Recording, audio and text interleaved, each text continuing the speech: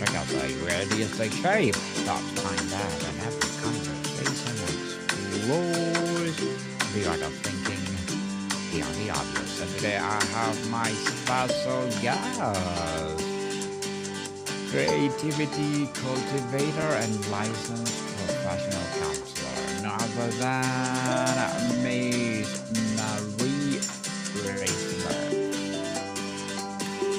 Thank you so much, Daniel. It's wonderful to be here and chat with you today about creativity. And as you said, I am a creativity innovator.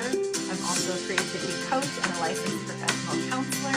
I host the Sustaining Creativity podcast, and I'm so excited to chat about creativity with you and all your listeners and viewers today. Yes, and thank you so much for sharing your knowledge and wisdom to the world through creativity. Let's empower fellow podcaster. So, as you said, let's talk about creativity. How do you personally define creativity? Is it a trait, a skill, a state of being, or something else entirely? Oh, I think it's probably all of those and so much more. The creativity to me is a lifestyle. It's a way of living, a way of being, a way of showing up in the world. It's something that we all have access to. It's an ability to be authentic and try new things and show up as human. We make mistakes, we struggle, we grow, we learn, and all of that can be done through a creative lens. So that's what I think creativity is, and I love supporting people to discover their own versions of creativity, how it shows up in their life in mundane small ways and bigger performative ways. Miss Marie, is creativity something we have or something we do? How much it's innate inspiration versus disciplined practice? Hmm, such a fantastic teasing apart of this Yeah. word creativity. Is it innate? Is it something we do? How we learn?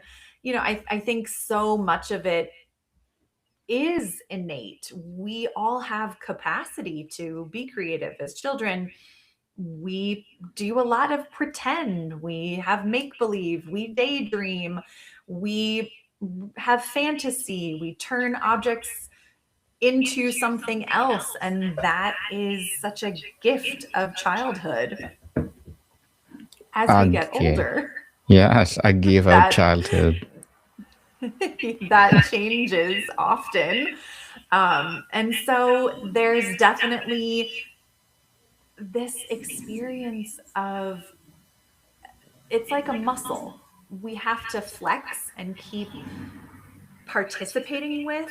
So as we get older, our maybe what feels like innate creativity shifts and changes. So it may take a little more effort for us to participate in creative endeavors, but it is something we all have and we can all grow and participate in and move through and shine with. Um, so I hope that answers your question about Yes, creativity. definitely. Indeed, Miss Maria. What is the biggest misconception people have about how creative people operate or where the ideas come from? The biggest misconception, I think, is that only certain people are allowed to be creative. We are all allowed to be creative. We all have creative aspects to ourselves. It's not a gene that some people are born with and other people aren't. We all have the ability to learn how to be creative, express creativity. So I think that's the biggest misconception. But I also think there are ways in which we dim our creativity, whether it's we believe something that someone else told us about something we enjoyed doing, whether it was playing a sport or dancing or drawing or writing. And so I think there's something that dims our creative light over time. And they've actually done studies about this. George Land did a study for NASA where he showed that over time, creativity declines. And by the time we hit adulthood, we are really only functioning within kind of a 2% creative space. Whereas 5-year-olds typically function in this space of like 98% creative. 98%. Well, I like that, Yeah. Miss Maria.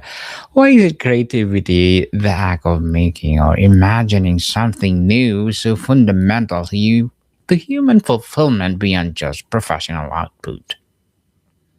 Hmm. I wonder, if there's maybe a couple ways to answer this. This idea of creativity being about producing something is, I like to call that kind of big C creativity. And so there's opportunity and place for that to absolutely shine with invention. Anytime we're sharing a product or sharing some performative piece with the world. But then I like to say there's this little c creativity where it's a little more personal, it's a little more individual with like what fills your own cup, your own creative cup every day. It could be going on a walk, being out in nature. It could be daydreaming. It could be napping. It could be this opportunity of how you choose to put food on a plate for yourself. So there's a couple different layers and different ways that we tap into it and how it kind of shows up in bigger ways, in smaller ways, things we do just for ourselves that help us stay present in our own creative life. And then those bigger ways we kind of share it with the world, if that makes sense. Makes sense, Miss Marie. Makes sense indeed. On the process and the inner game, describe your ideal state for creative work. Is it a state of frantic energy, calm focus, playful curiosity, or something else? Hmm. My kind of ideal space for creativity is very grounded. It feels very present. It has kind of little bubbles or sparks of uh, joy. It's very playful and it's flexible. It's able to pivot and shift and change and move and adapt and allows for many different versions of creativity to be present, whether it's something I'm working on that I want to share with clients, or something I'm working on that I just am doing for myself, or doing something in my garden. I have a lot of creative joy from that and can find myself in what some people call flow, or that ability to be one with the activity I'm participating in. So it has many layers and flavors to it as well. Yes, too much flavor for sure. And Miss Marie, how do you navigate the two essential but opposing forces of creativity? The boundless freedom of ideation and critical constraint of execution. Hmm. Well, I think there's benefits to having structure and boundaries and freedom to play within the structure and the boundaries. And it's important to provide the structure for yourself if there isn't any, because it helps develop some safety in the world of creativity. So, having a little structure can allow us to feel more free to show up and share all of our gifts with within that creative expression, creative process.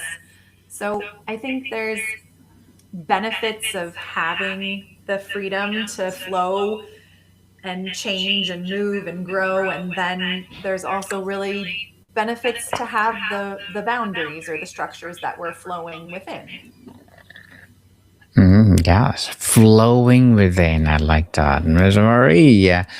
So, what's the role of boredom, distraction, or mundane activity in your creative process? Do ideas often arrive when you are not trying to have them? Absolutely.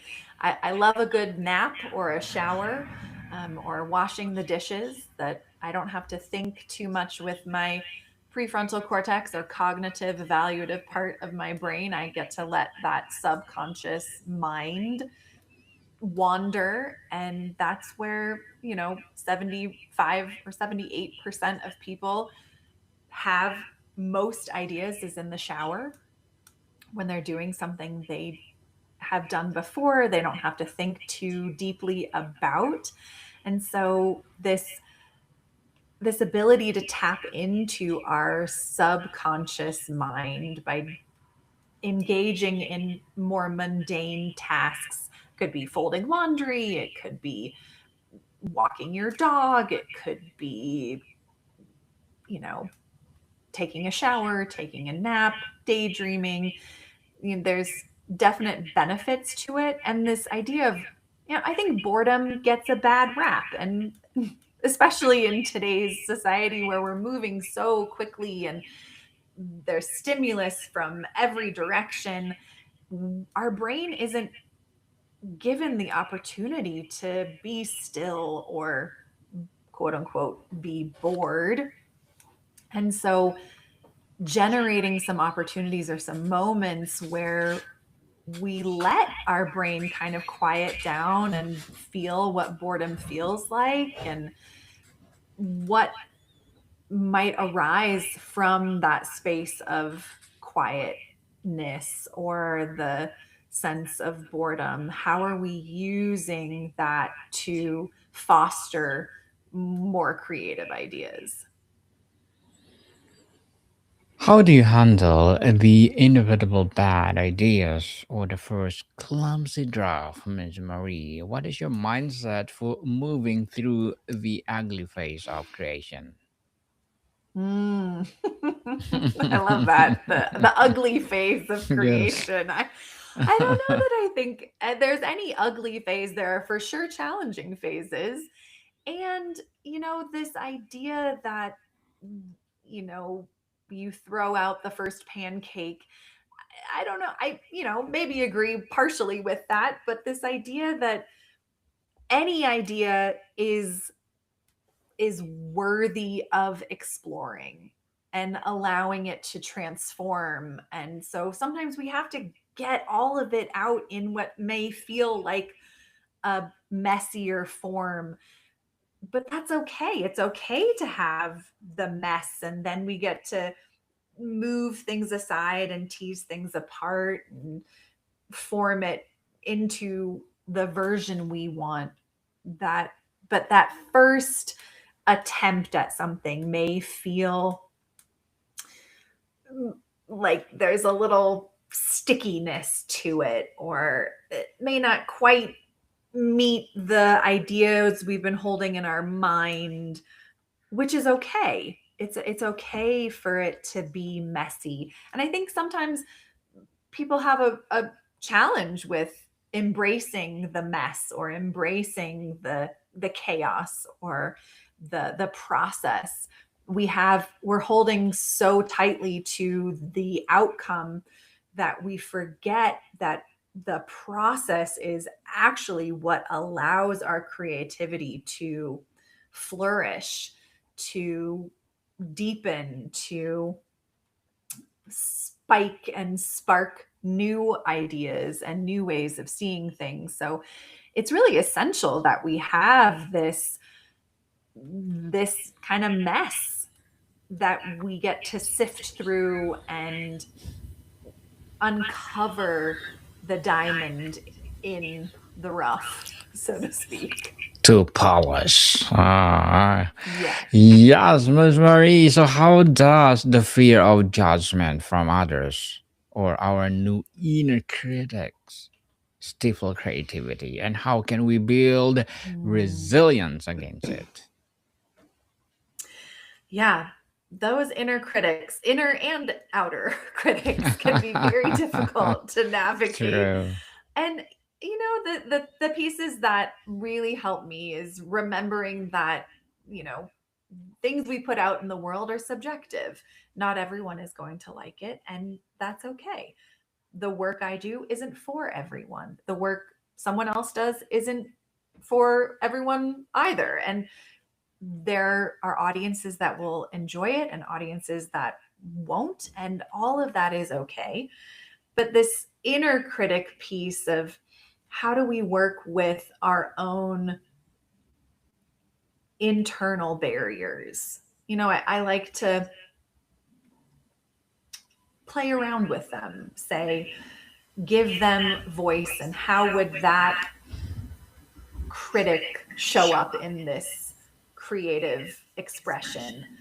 And sometimes what it is actually fear.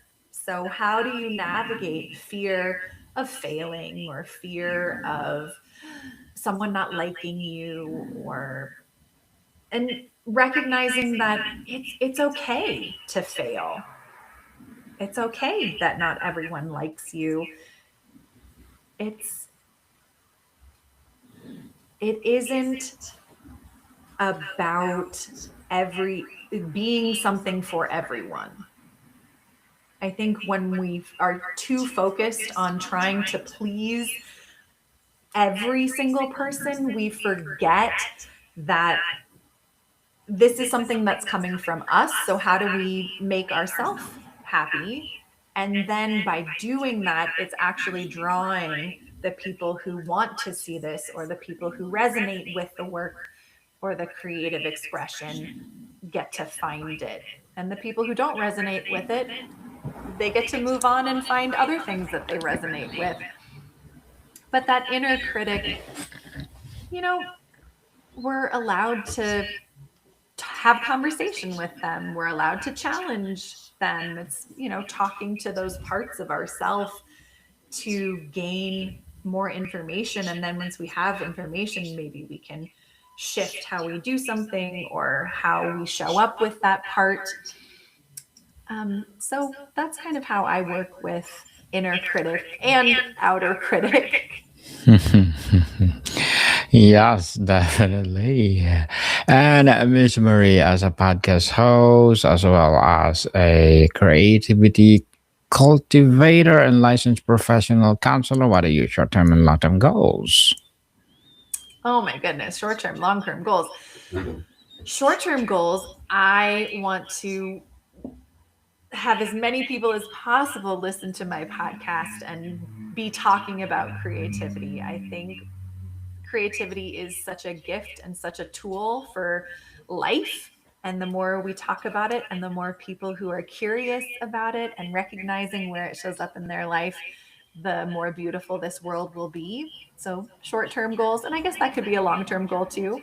But the idea of getting to, put together my creative thoughts in something that people could have, be it a book or a calendar or some recording of sorts. That's more of the long term goal of getting my creative ideas out in a more tangible way that people can read on their own time or practice and engage with in whatever way they choose. Well, good luck to your goals, Miss Marie, and looking forward for more success. And what will be your piece of advice for those people out there who want to be like you? My piece of advice is keep keep dreaming, keep showing up, keep practicing, keep trying, keep failing, keep learning and growing, and to not let go of that spark of joy you get from whatever it is you participate in. Yes, and thank you for that advice, Miss Marie. And can you please recommend a book or books that influenced your journey? Oh my goodness, the books that influenced my journey. There are so many of them. Um, but The Artist's Way, Julia Cameron, is a wonderful book. Anything that Brene Brown has out there, she talks a lot about creativity in all of her work. Um, there's Sean McNiff talks about creativity in his books, the titles of which I am not remembering at this moment. There's another book called The Creativity Curve, which is a beautiful, beautiful book. Highly recommend. And another book that recently entered my own life called Creativity by Stan Lai, a prolific playwright out of China. And his work is a wonderful expression and experience of creativity and wisdom and method and how it shows up in the world. So those are the pieces that are inspiring me from the book world these days. Thank you for that recommended books, Miss Marie. And looking back, what was a pivotal failure or piece of criticism that ultimately strengthened your creative voice or direction? Hmm. I don't know that there was a pivotal criticism that strengthened my creative voice. I think more of it was just believing in myself and that my creative voice matters. So I don't know that that was born out of criticism. That was more born out of me recognizing the importance of creativity in my own life and broadening my spectrum and understanding and definition of creativity and how it shows up in my life. But there have been many points in my life where creativity has lessened and then shown back up in bigger and different ways. And so I think that it's definitely more me believing in myself and the creative gifts I have to share and how important creativity is to me and how I want to share that with the world. Yes, definitely. How would you share that to the world? Being creativity is something else. Being creative is something we need to do because the world's need it. Don't you think, Miss Marie? Absolutely. The world needs creative ideas and creative thinkers and has benefited from amazing creativity and can my hope is it will continue to benefit from more creative opportunities and creative gifts that people share and generate. And so keep talking about creativity. I think that's one of the best ways to keep creativity alive is if we don't talk about it, it disappears. And so keep keep having these conversations about what it is and where it lives and how it shows up. And that's Yes. those are the pieces that I think are really important. Yes, and thank you for sharing that to the world, most especially your podcast.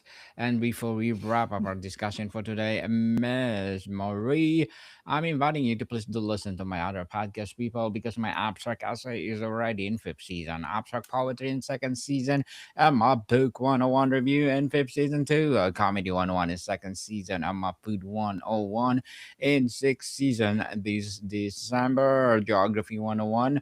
Love Letters Movie 101, Review Music 101 are in the fourth season, Science 101, Sex 101, second season, Emma Baby Podcast, Mental Health 101, Law 101, Bible Verses 101, and Entrepreneurship 101. Please listen to them wherever you listen your podcast.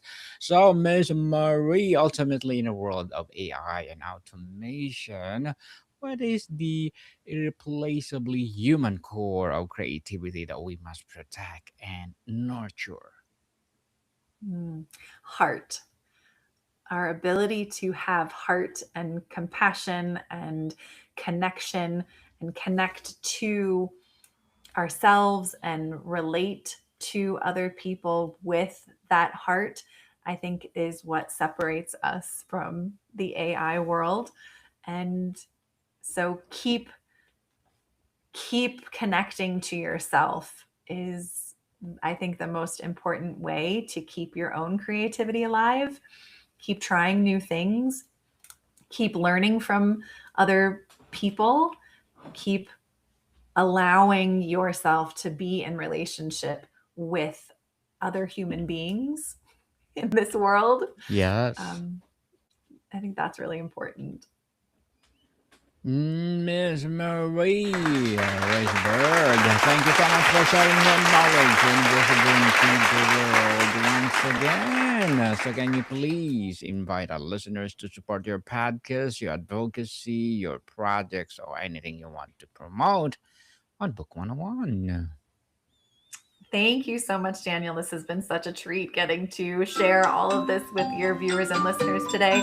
You can find Sustaining Creativity Podcast wherever you listen to podcasts. We are headed into our 6th year of podcasting, and I can't wait for everyone to listen. You can also find me on all social media platforms, Sustaining Creativity, and I hope you like and follow and participate in all of the fun things I share about creativity and how you can join your own creative life. Yes, people let's support Miss Maria because if you support her for sure, more and more empowering, sustaining creativity will rise. So, Miss Maria, thank you so much for your time. Thank you. Monica people, see you soon.